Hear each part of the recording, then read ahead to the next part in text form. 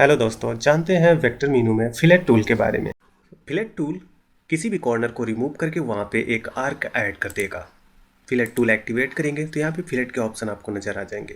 किसी भी टूल को पकड़ के आप इस तरीके से कहीं पर भी प्लेस कर सकते हैं। फिलेट में हमारे डिफरेंट टाइप के ऑप्शंस हैं। सबसे पहला है आर्क फिलेट। तो यहाँ पे आर्क का रेडियस देना होगा, जैसे 20 mm। फर्स्ट लाइन सेलेक्ट करेंगे, सेकेंड लाइन सेलेक्ट करेंगे तो इन दोनों के बीच में आर्क जुड़ जाएगा। आर्क फिलेट दो सेपरेट लाइनों के बीच में भी आर्क ऐड कर लेता है। पहली लाइन सेलेक्ट किया, दूसरी लाइन सेलेक्ट करती है, उन दोनों के बीच में भी आर्क ऐड कर देगा। नेक्स्ट ऑप्शन मिलता है डॉग बोन का। इस ऑप्शन को बताने के लिए मैं एक रेक्टेंगल का यूज करूँगा। फिर से फिलेट टूल को एक्टिवेट करते हैं और डॉग बोन टूल एक्टिवेट करेंगे। फिलेट का रेडियस यहीं पे सेट करेंगे। इतना करने के बाद जैसे ही first line and second line select करेंगे, इस कॉर्नर को हटा के एक डॉग बोन शेप में आर्क ऐड कर देगा। ये देखिए, तो इस तरीके से कुछ डॉग बोन होता है, वैसा ही आर्क इसने अप्लाई कर दिया। अब हम यहाँ से कंट्रोल जेड कर लेते हैं। नेक्स्ट ऑप्शन है टी बोन। ये थोड़ा डिफरेंट है डॉग बोन से। जैसे फर्स्ट साइड इसको सिलेक्ट किया एंड सेकंड साइड इसको सिलेक्ट किया तो इसमें एक तरफ फिलेट बनेगा। अगेन फर्स्ट यहाँ, सेकंड यहाँ पे, फर्स्ट सेकंड, तो इस तरीके से टी शेप में फिलेट बना रहा है। नेक्स्ट है एक्सटर्नल आर्क। ये टूल बाहर की ओर एक आर्क बनाता है। जैसे इस कॉर्नर को सिलेक्ट करेंगे तो बाहर की ओर आर्क लगाएगा। नेक्स्ट ऑप्शन आता है एक्सटेंड और ट्रिम इंटरसेक्शन। इसका मतलब ये है कि अगर लाइनें आपस में कनेक्ट नहीं है तो उनको ले जाके कनेक्ट भी कर देगा, और एक्स्ट्रा है तो उनको रिमूव भी कर देगा। एक लाइन ये है और दूसरी लाइन ये। इन दोनों लाइनों को डुप्लीकेट कर लेते हैं, कंट्रोल सी कंट्रोल वी, और यहाँ पे प्लेस कर देते हैं। ओके, तो ये गैप में है, ये आपस में इंटरसेक्ट कर रही हैं। फिर से हम फिलेट टूल को एक्टिवेट करेंगे। फिलेट टूल को हम यहाँ से भी एक्टिवेट कर सकते हैं। इस टूल को सिलेक्ट कर लिया, तो अभी हम इस लाइन को सिलेक्ट करते हैं और इसे सेलेक्ट करते हैं। तो ये दोनों लाइनें जिस जगह पे मिल रही हैं उसके एक्स्ट्रा लाइंस को रिमूव कर दिया जाएगा इस तरीके से। और ये टूल अगर दो लाइनें आपस में नहीं भी मिल रही हैं तो भी एक्सटेंड करके एक्स्ट्रा लाइंस को रिमूव कर देगा। तो काफ़ी अच्छा टूल है। इसके बाद हमारे पास नेक्स्ट टूल है ट्रिम का। ट्रिम टूल किसी भी वेक्टर को या किसी वेक्टर के सेगमेंट को पूरी तरीके से ट्रिम या डिलीट कर देता है। इस तरीके से आपने ऑटोकैड जैसे सॉफ्टवेयर अगर चला रखें तो आपको बाकायदा पता होगा कि ये ट्रिम टूल कितना यूज़फुल है। नेक्स्ट ऑप्शन है ऑफसेट का। ऑफसेट किसी भी वेक्टर के पास में ही कुछ खास डिस्टेंस पे वैसा ही वेक्टर क्रिएट कर देता है। तो सबसे पहले कुछ वेक्टर बना लेते हैं एंड राइट क्लिक करके इसको फिनिश करना है, और एक रेक्टेंगल भी बनाते हैं और एक इलिप्स, ताकि हर टाइप की ज्योमेट्री के साथ आप इसे यूज कर पाएँ। वेक्टर में जाके ऑफसेट टूल को एक्टिवेट करेंगे। ऑफसेट टूल में आपको डायरेक्शन के ऑप्शन मिल जाते हैं, कॉर्नर के ऑप्शन मिल जाते हैं, साथ में ही ओरिजिनल वेक्टर को डिलीट करने का भी ऑप्शन है। तो सबसे पहले हम राउंडेड कॉर्नर ऑप्शन को रखते हैं और यहाँ पे आउटवर्ड साइड रखते हैं। इसके साथ में एक डिस्टेंस लेना पड़ेगा। देखिए अभी एक वेक्टर सेलेक्ट है तो यहाँ पे क्लिक करके इसको डी सेलेक्ट कर लें और डिस्टेंस को 10 mm रख लेते हैं। अब आप इतने वेक्टर्स में से जिस भी वेक्टर को सिलेक्ट करेंगे, करने के बाद जैसे ही ऑफसेट बटन में क्लिक करेंगे, इससे कुछ दूरी पे एक वैसा ही वेक्टर बन जाए। क्योंकि कॉर्नर को हमने रेडियस रखा था, इसलिए इसका देखिए ये वाला कॉर्नर रेडियस बन सकता है, इसलिए यहाँ पे रेडियस बनाया, और इस कॉर्नर पे रेडियस नहीं बन सकता इसलिए इसको इग्नोर कर दिया। इसी तरीके से अगर इनवर्ड लेंगे तो कभी कभी ये इनवर्ड लिया है तो नीचे की ओर कर रहा है, या आउटवर्ड लिया है तो नीचे की ओर कर रहा है।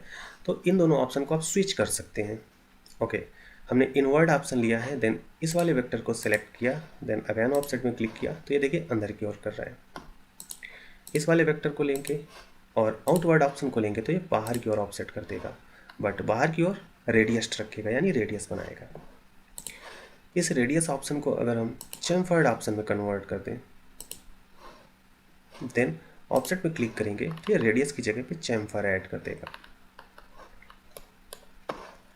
यहाँ से आप अंडू कर सकते हैं हर एक ऑप्शन को।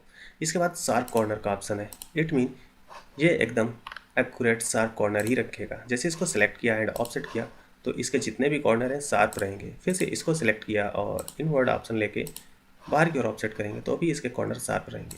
अब एक ऑप्शन और मिल जाता है, delete original vector. It mean जैसे अब इसको करते हैं ऑफसेट, इसको सेलेक्ट किया और 10 mm का ऑफसेट लगाना है, बट इस ऑफसेट को ऑन रखेंगे तो ये जो ओरिजिनल वेक्टर है ये डिलीट हो जाएगा, ऑफसेट वाला वेक्टर बचा रहेगा। ये देखिए इसके अंदर ऑफसेट हुआ तो पेरेंट वेक्टर डिलीट हो गया, चाइल्ड वेक्टर बचा रह गया।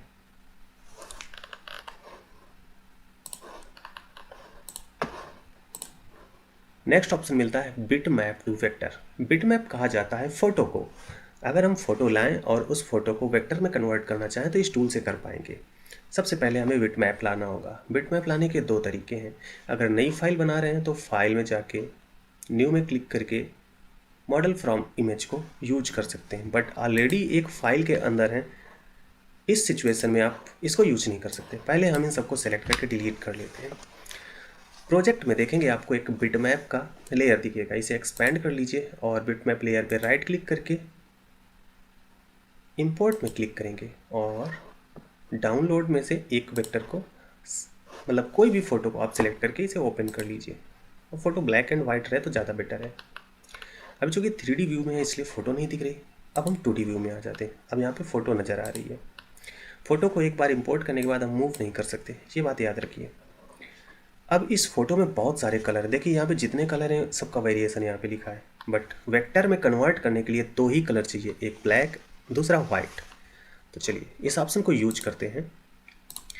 ये ऑप्शन सबसे पहले इस पूरे फोटो का कलर रिड्यूस करवाएगा और रिड्यूस करके इस कलर को हमें 2 नंबर पे लेके आना है, मतलब सिर्फ ब्लैक एंड वाइट दो ही कलर रह जाए, बाकी कलर को एडजस्ट करते हैं। देन अप्लाई क्लिक करेंगे। अब देखिए सिर्फ 2 कलर रह गए, एक ब्लैक दूसरा वाइट। इस सिचुएशन पे स्मूथनेस की वैल्यू आप रख सकते हैं 75, जितनी है उसको वैसे ही छोड़ दें। एंड जैसे क्रिएट वेक्टर में क्लिक करेंगे हर एक ब्लैक बॉर्डर पे एक वेक्टर क्रिएट हो जाएगा। अब इन वेक्टर को इस तरीके से आप सिलेक्ट कर लेंगे और मूव करके दूसरी जगह प्लेस कर दें। इस तरीके से जो फोटो थी बिटमैप फोटो वो वेक्टर में कन्वर्ट हो गई। अब अगर इस फोटो को हमें हटाना है तो क्या करेंगे, दो तरीके हैं। 6 डेकोरेटिव ब्लैक एंड वाइट, ये जो वेक्टर की लेयर बन गई है, या तो फिर इसको आप हाइड कर सकते हैं या फिर चाहें तो इरेज कर सकते हैं।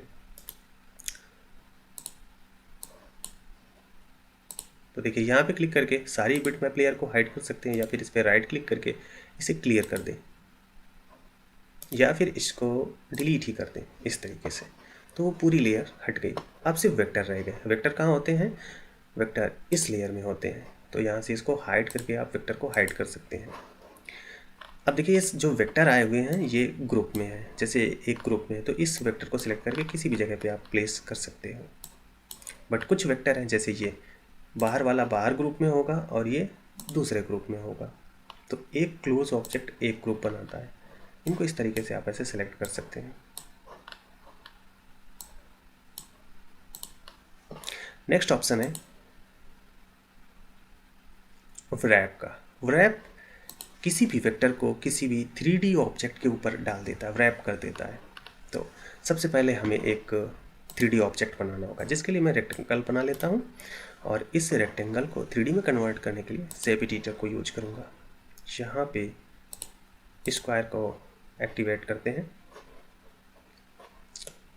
और 3D व्यू में जाके आप इसको देख भी पाएंगे कि इसका 3D बन रहा है। ये देखिए, इसको कुछ हाइट ले लेते हैं, जैसे स्टार्ट हाइट अभी 0 है, कोई हाइट नहीं है, इसको हाइट दे देते हैं जैसे 5 mm, और टोटल कोन की कितनी हाइट रखनी है यहाँ से एडजस्ट कर लें और अप्लाई में क्लिक करते ही इतनी जगह पे 3D शेप बन गया, यानी 3D रिलीफ बन गई।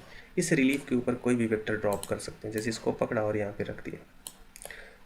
तो इस शेप के ऊपर अगर ये ड्रॉप करेंगे तो इसका शेप थोड़ा सा चेंज हो जाएगा। वेक्टर में चलिए यहाँ से व्रैप का ऑप्शन ले लेना है, बट पहले इसको डीसेलेक्ट कर लेते हैं। ऐसे व्रैप का ऑप्शन लिया तो यहाँ पे अब हमें जिस भी वेक्टर को रैप करना है पहले उसको ऐसे सेलेक्ट करना है।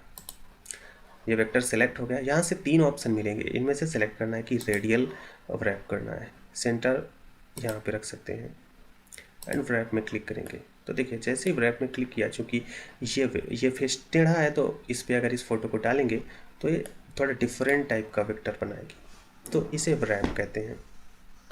इसी तरीके से इसमें देखिए सर्कुलर सिलेंड्रिकल शेप दिखाया गया है, अगर इसमें व्रैप करेंगे तो इस तरीके से व्रैप हो। अब इस रिलीफ को हटाना हो यहाँ से, इसे रीसेट कर देंगे।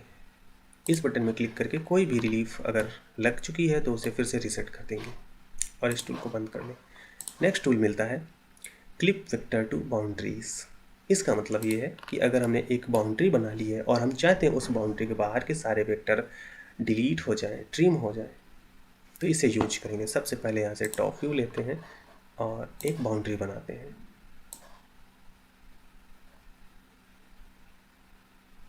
ये बाउंड्री बन गई हमारी। इस ऑप्शन को एक्टिवेट कर लेंगे। तो सबसे पहले हमें बाउंड्री सेलेक्ट करनी है, तो बाउंड्री ऑलरेडी सेलेक्ट कर रखी है। इसके बाद सारे वेक्टर्स को सेलेक्ट करना है। फिर से देखिए, सबसे पहले इस बाउंड्री को सेलेक्ट करना है, देन शिफ्ट की होल्ड रखिए और सारे अदर वेक्टर को सेलेक्ट कर लें।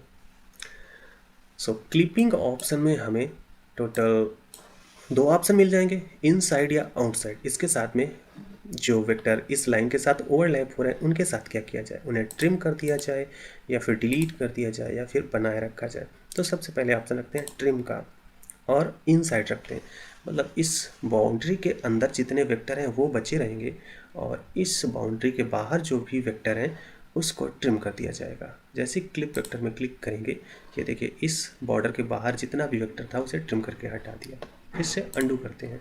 अब ऑप्शंस को थोड़ा चेंज करते हैं, अब डिलीट ऑप्शन रखते हैं।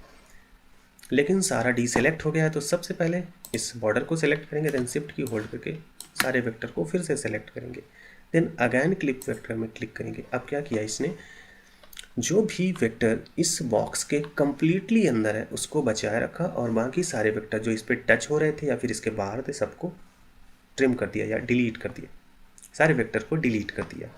फिर से अंडू कर लेते हैं। लास्ट ऑप्शन है कीप का। सो जो वेक्टर इस बाउंड्री को टच कर रहा है उसको बचाए रखेगा, जो टच नहीं कर रहा और जो बाहर है सिर्फ उसे डिलीट कर देगा। तो फिर से इस बाउंड्री को सिलेक्ट करिए, देन सारे वेक्टर को सिलेक्ट करिए, देन क्लिप वेक्टर। तो देखिए जिस भी वेक्टर ने हल्का सा भी टच किया इस बाउंड्री को उसको बनाए रखा है। नेक्स्ट ऑप्शन है आउटसाइड। इसका मतलब है इस बाउंड्री के जो भी वेक्टर बाहर हैं उनके साथ यही सारा अंजाम हम कर सकते हैं, जैसे कीप रख सकते हैं, डिलीट कर सकते हैं, ट्रिम। तो हम डिलीट ऑप्शन लेते हैं, मतलब बाउंड्री के बाहर जो भी हैं वो बचे रहेंगे, अंदर वाले सारे ऑब्जेक्ट डिलीट हो जाएंगे। ये देखिए। नेक्स्ट ऑप्शन मिलता है स्लाइस वेक्टर।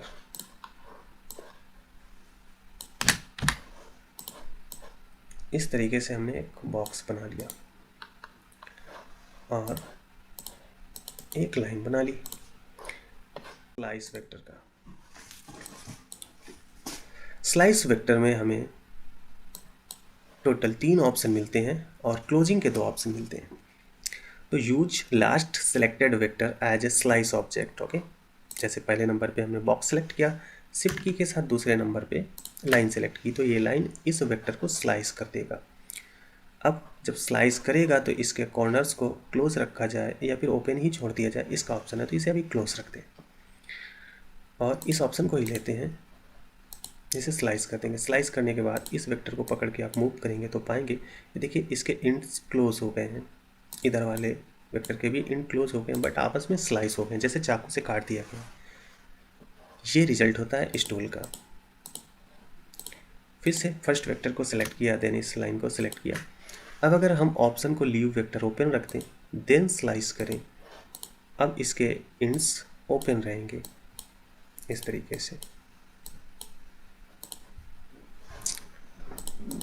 फिर एक ऑप्शन और होता है स्लाइस करने का, वर्टिकल लाइन के थ्रू। अब हम इस लाइन को डिलीट कर सकते हैं। सो वर्टिकल लाइन एक्स में कितनी डिस्टेंस पे होगी, तो ये वर्टिकल लाइन का 0 है। यहाँ से डिस्टेंस चेक कर लीजिए, जैसे 150 mm डिस्टेंस पे एक वर्टिकल लाइन ड्रॉ करें और इसको 2 पार्ट में डिवाइड कर दें। तो यहाँ पे length 150 mm in x and slice. Okay, but कह रहा है वेक्टर नहीं सिलेक्ट किया, तो इसे सेलेक्ट करके स्लाइस करेंगे। अब ये स्लाइस हो चुका है, इसको सेलेक्ट कीजिए और मूव कर देंगे, तो देखिए 150 mm वाली डिस्टेंस से ये स्लाइस हो चुका है। इसी तरीके से हम इसको हॉरिजॉन्टल लाइन के थ्रू स्लाइस कर सकते हैं। अब देखिए हॉरिजॉन्टल लाइन लगभग 400 mm पे हॉरिजॉन्टल लाइन बना दे तो इसको 2 हिस्से में स्लाइस कर देगा। इन दोनों को सिलेक्ट कर लीजिए और यहाँ पे हॉरिजॉन्टल लाइन की वैल्यू 400 mm रखेंगे एंड स्लाइस वेक्टर। जैसे इस पर क्लिक करेंगे ये देखिए ये स्लाइस हो चुका है और ये इधर स्लाइस हो चुका है। नेक्स्ट ऑप्शन आता है स्प्लाइन टू वेक्टर। तो हम पॉलीलाइन से स्प्लाइन भी ड्रा कर सकते हैं। देखिए इस तरीके से क्लिक करके अगर कोई लाइन बनाएंगे तो वो लाइन के फॉर्म में ही बनेगी, बट इसी टूल से हम एस को प्रेस कर दें तो अब हम डायरेक्टली स्प्लाइन को बना पाएंगे, क्योंकि हमारे कर्सर के पास एस है, यानी स्प्लाइन मोड एक्टिवेट है। और किसी भी टाइम हम एस प्रेस करके लाइन मोड में वापस आ सकते हैं। सो नीचे वाला जो वेक्टर है वो ऑलरेडी स्प्लाइन है और ऊपर वाला जो वेक्टर है वो लाइन है। तो इस लाइन वाले वेक्टर को सेलेक्ट करेंगे और इसको स्प्लाइन में कन्वर्ट कर देंगे, तो ये पूरी लाइन है कि स्प्लाइन में कन्वर्ट हो गई है। नेक्स्ट टूल है फिट आर्क टू वेक्टर। जैसे कोई वेक्टर है, इस वेक्टर की जगह पे कितने आर्क को फिट कर सकता है ये ट्राई करता है। इस टूल को एक्टिवेट करेंगे और किसी भी वेक्टर को सिलेक्ट करके फिट आर्क में क्लिक कर देंगे। तो यहाँ पे इस स्प्लाइन की जगह पे उसने आर्क को फिट करने की कोशिश किया। तो देखिए यहाँ पे आर्क बनाया, देन यहाँ पे लाइन बना दिया, फिर यहाँ पे आर्क बना दिया। इसको सेलेक्ट करेंगे, देन फिट आर्क में क्लिक करेंगे तो इसे भी मल्टीपल आर्क में कन्वर्ट करने की कोशिश कर लिया है। नेक्स्ट टूल है कन्वर्ट टू रेगुलर शेप। अब देखिए जैसे ये वाला वेक्टर सेलेक्ट है तो इसके बाहर इसका बाउंडिंग बॉक्स नज़र आ रहा है जो डैश लाइन से बना है। तो रेगुलर शेप में दो ऑप्शन होते हैं, एक सर्कल का, एक रेक्टेंगल का। अगर रेक्टेंगल ऑप्शन रखेंगे, टू रेक्टेंगल में क्लिक कर देंगे तो इसका जो बाउंडिंग बॉक्स है वो एक रेक्टेंगल में कन्वर्ट हो जाएगा। इसी तरीके से अगर इस शेप को सेलेक्ट करेंगे, चूँकि ये बहुत बड़ा है तो मैं एक छोटा शेप बनाता हूँ। ओके, और इस शेप को एक सर्कल में कन्वर्ट करना चाहता हूँ तो आपको आपको फ्रॉम ओरिजिन का ऑप्शन लेना है एंड टू सर्कल में कन्वर्ट कर देना। तो देखिए वो शेप एक सर्कल में कन्वर्ट हो गया। इवन किसी भी शेप को आप सर्कल में कन्वर्ट कर सकते हैं, तो उस शेप के मैक्सिमम डाया के बराबर सर्कल वहाँ पे बन जाएगा।